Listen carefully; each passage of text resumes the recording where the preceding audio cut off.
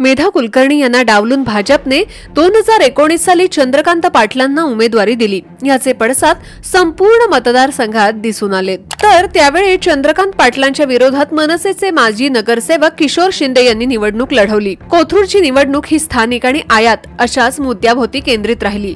विरोधकांनीही मनसेच्या किशोर पाटलांना आपला पाठिंबा जाहीर करून टाकला। या निवडणुकीत चंद्रकांत पाटलांचा पराभव निश्चित मानला जात असताना ते 25,495 मतांनी निवडून आलेत। परंतु तिसऱ्या क्रमांकाची 4028 मतं नोटाला मिळाल्याने कोथरूडकरांची काहीशी नाराजी यातून दिसून आली। परंतु पुढील 5 वर्ष चंद्रकांत पाटलांनी कोथरूडकरांची मनं जिंकली आहेत। आता चंद्रकांत पाटलांना 2024च्या निवडणुकीला सामोरं जावं लागणार आहे। महायुतीत हा मतदारसंघ भाजपला सुटणार हे निश्चित मानलं जात आहे। असं असलं तरी आगामी विधानसभा निवडणुकीत भाजप पुन्हा चंद्रकांत पाटलांना उमेदवारी देणार का? भाजप पुढे चंद्रकांत पाटलांशिवाय कोणते पर्याय आहेत याचाच हा आढावा। पुण्यातील कोथरूड हा मतदारसंघ भाजप बहुल मतदारसंघ म्हणून ओळखला जातोय। येथे भाजपचा पारंपरिक मतदार जास्त असतानाही नेहमी भाजप शिवसेना युतीत शिवसेनेला सुटायचा। यामुळे भाजपच्या स्थानिक नेत्यांमध्ये कायम नाराजी असायची। ही नाराजी व्यक्त करण्यासाठी भाजपला 2014ला संधी मिळाली। शिवसेना भाजप युती तुटल्यानं इथून भाजपनं मेधा कुलकर्णी यांना तिकीट दिलं। मेधा कुलकर्णी यांच्यासह स्थानिक नेत्यांनी मोठी ताकद लावत हा मतदारसंघ 2014 साली भाजपच्या ताब्यात खेचून आणला। मेधा कुलकर्णी यांनी शिवसेनेच्याच माजी आमदार चंद्रकांत मोकाटे यांच्यावर विजय मिळवला। त्यानंतर 2019 साली मेधा कुलकर्णी यांना डावलून भाजपने तत्कालीन प्रदेशाध्यक्ष चंद्रकांत पाटलांना इथून उमेदवारी दिली।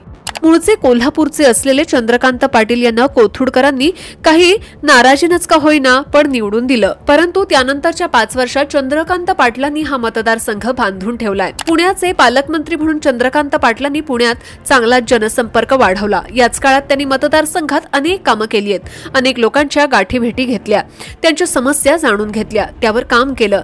याच काळात त्यांनी मंत्रीपदही सांभाळलं। उच्च व तंत्र शिक्षण खात्याच्या माध्यमातून त्यांनी संपूर्ण राज्यातही आपली छाप सोडली आहे। यातच कोथरूडमधून इच्छुक असलेल्या मेधा कुलकर्णी यांना राज्यसभा तर मुरलीधर मोहोळांना संसदेत संधी मिळाली आहे। त्यामुळे कोथरूडमध्ये भाजपला चंद्रकांत पाटलांशिवाय पर्याय दिसत नसल्यानं महायुतीत त्यांची उमेदवारी तर फिक्स मानली जाते। तर दुसऱ्या बाजूला महाविकास आघाडीकडून ठाकरे गटाने कोथरूडवर आपला दावा सांगितलाय। इथून ठाकरे गटाचे पृथ्वीराज सुतार यांनी आपली निवडणूक लढवण्याची इच्छा व्यक्त करून दाखवली आहे। माजी आमदार चंद्रकांत मोकाटे यांनीही विधानसभेसाठी दंड थोपटलेत। यातच पृथ्वीराज सुतार यांनी उमेदवारीसाठी शरद पवारांचीही भेट घेतली आहे। पृथ्वीराज सुतार यांचे वडील शशिकांत सुतार हे 1990 आणि 1995च्या तत्कालीन शिवाजीनगर विधानसभा मतदारसंघातून सलग 2 वेळा निवडून आलेले आहेत। आता त्यांचे पुत्र पृथ्वीराज सुतार यांनी विधानसभेची तयारी सुरू केली आहे। कोथरूड विधानसभा मतदारसंघाचा इतिहास बघायचा झाल्यास 2008 मध्ये शिवाजीनगर विधानसभा मतदारसंघाचं विभाजन होऊन कोथरूड हा नवीन विधानसभा मतदारसंघ तयार झालाय। त्यानंतरच्या 2009 साली पहिल्याच निवडणुकीत शिवसेनेचे चंद्रकांत मोकाटे यांनी मनसेच्या किशोर शिंदे यांच्यावर बाजी मारली।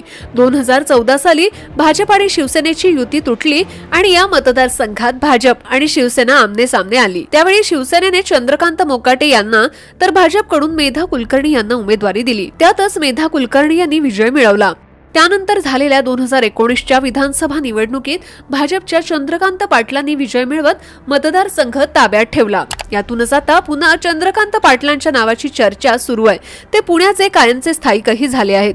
मात्र तरीही या निवडणुकीत पाटील हे बाहेरचे उमेदवार असल्याचा प्रचार शिवसेना आणि मनसेकडून केला जाण्याची शक्यता आहे। त्यामुळे चंद्रकांत पाटलांना पुणेकरांनी स्वीकारलंय की नाही हे स्पष्ट करणारी ही निवडणूक असणार आहे।